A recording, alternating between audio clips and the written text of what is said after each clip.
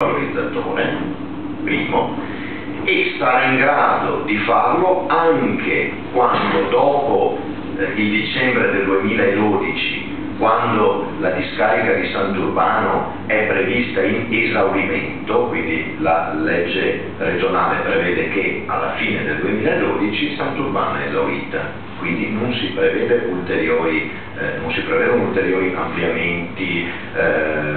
a parte le richieste del comune di Sant'Urbano. Allora, lo scenario è che Padova è in grado di smaltire i suoi rifiuti. Allora, la risposta, l'ha già data un po' Emanuele correttamente prima, Emanuele così è: ma allora perché proporre un impianto di termovalorizzazione?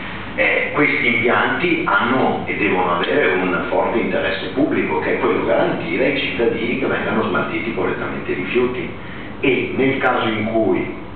Padova è già autosufficiente nei prossimi 10 anni, chi propone di fare un nuovo impianto lo propone per altre finalità, non certo per le finalità dell'interesse pubblico dei cittadini di Padova. E quindi entriamo nel business dei rifiuti, che sappiamo è un business molto grosso, dove ci sono interessi di soggetti privati che vogliono entrare. Questo è il punto di partenza. La mozione nostra cosa dice? Dice semplicemente che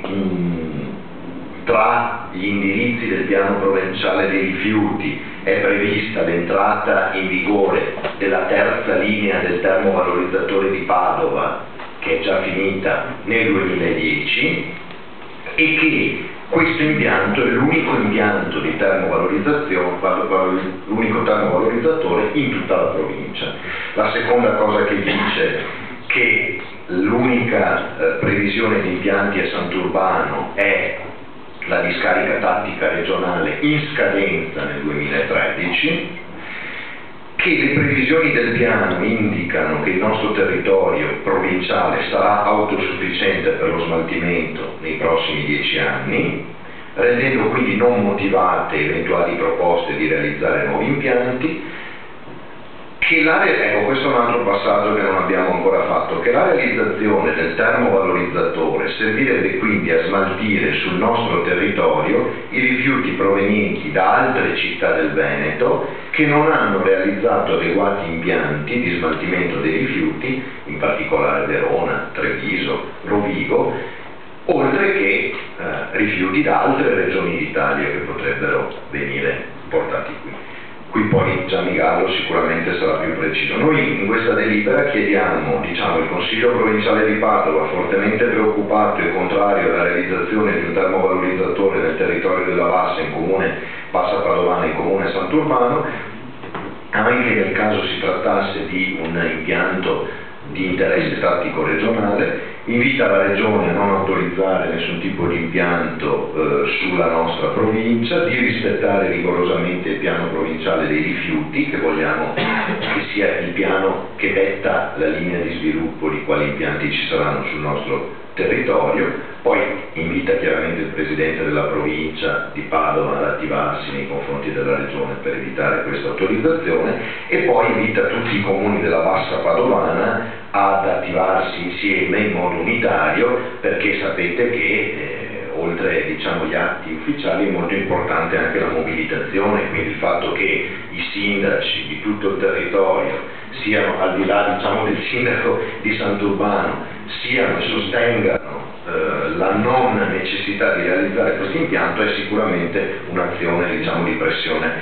importante. Vi do alcuni numeri per spiegare un po' meglio la nostra posizione. Per quanto riguarda gli abitanti a Padova, oggi in provincia di Padova ci sono 890.000 abitanti, tra 10 anni ne avremo 950.000, quindi la previsione di minima è un aumento di 50.000 abitanti. A Padova il dato medio di tutta la provincia è che ogni persona produce ogni anno 507 kg di rifiuto.